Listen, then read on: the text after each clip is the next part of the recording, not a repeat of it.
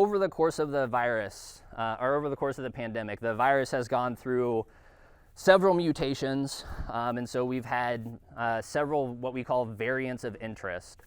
And they all sort of come with different sort of, for lack of a better term, personalities for the virus. And Delta really caught the world by surprise. And so sort of what I'm going to speak to is my personal experience taking care of these patients. So sort of the original SARS-CoV-2 no variant, so the OG virus, if you will, people would get sick, and those who got really sick and had to go on the ventilator, I felt like we had some success. And so we were able to have some of these folks that they'd be on the ventilator for a while, you know, they'd sort of mount their immune response, get control of the virus, and then it may take a while, but it seemed that they would be able to come back off the ventilator.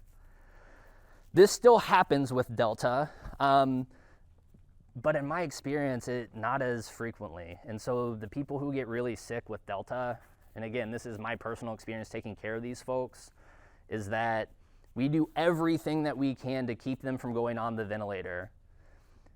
5 years ago, 3 years ago, you know, we'd let oxygen levels get down to a certain level. People would look like they were struggling to breathe, and we'd say, intubate them now.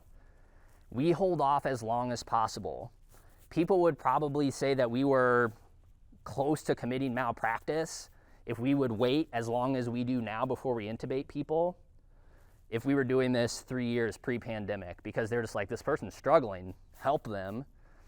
But we know, and it just seems that every person that we put on, once they hit that ventilator, it seems that things just get better for about a day, and then sort of they fall off the edge of the cliff. And so we do everything in our power to prevent that from happening. And so we do all sorts of different types of extra ways to help them breathe to try to prevent that. And that's why we don't have the success that we were having earlier. You know, very early on in the pandemic, we were figuring things out. Then we sort of hit the period where we said, okay, now we can sort of learn to manage that. So that's kind of what I'm comparing this to.